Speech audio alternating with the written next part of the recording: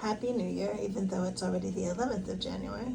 When I ended last year, I wasn't sure I'd keep going with this painting a day challenge. I'm still not, but so far I've been doing it.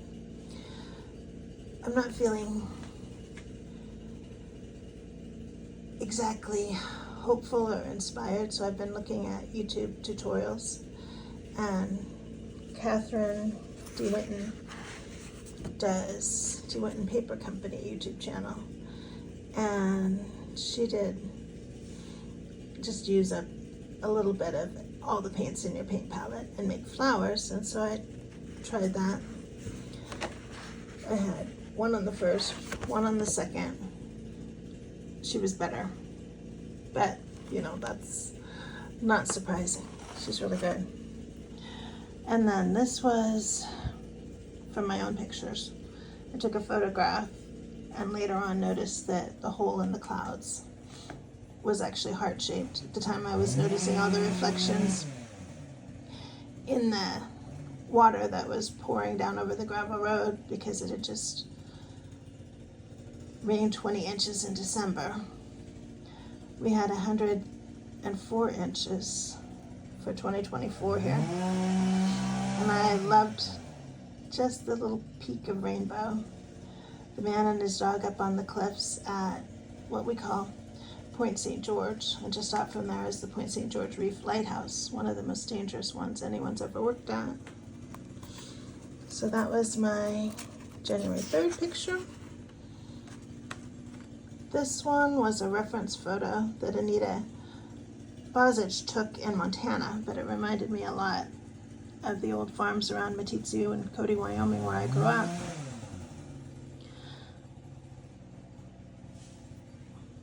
I love that.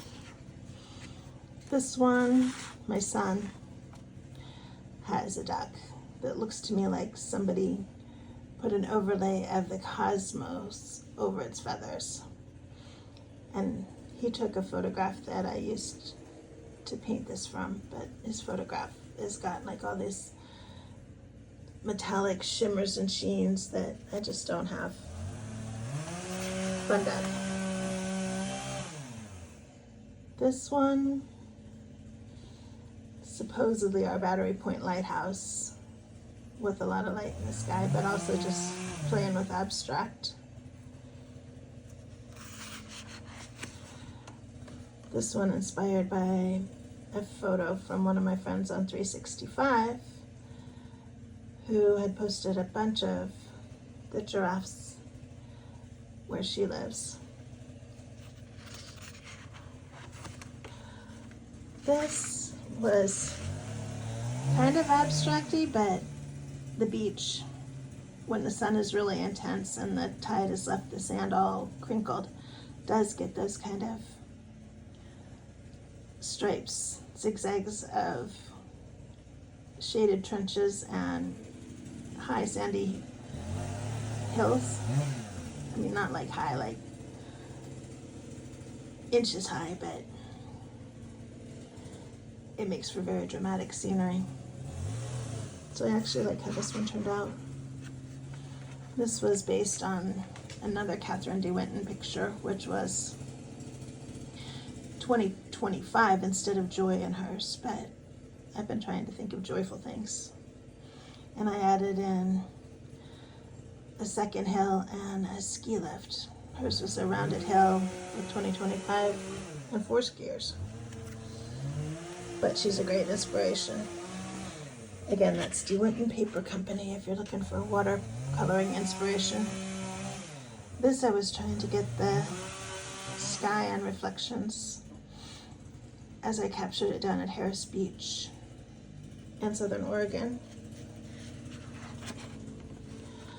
And this, I wish I knew who had painted the original painting that I saw.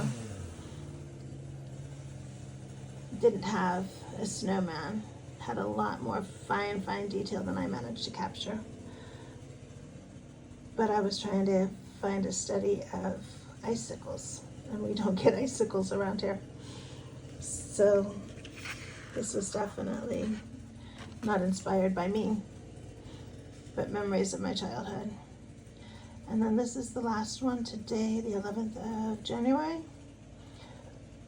Also inspired by a painting that I saw on Facebook with a few details left out, a few added, but mostly just playing with the colors that I saw that were just beautiful. So anyway, it's now a new year and the same old me painting. Hope you guys are having a good year. Thanks. Bye.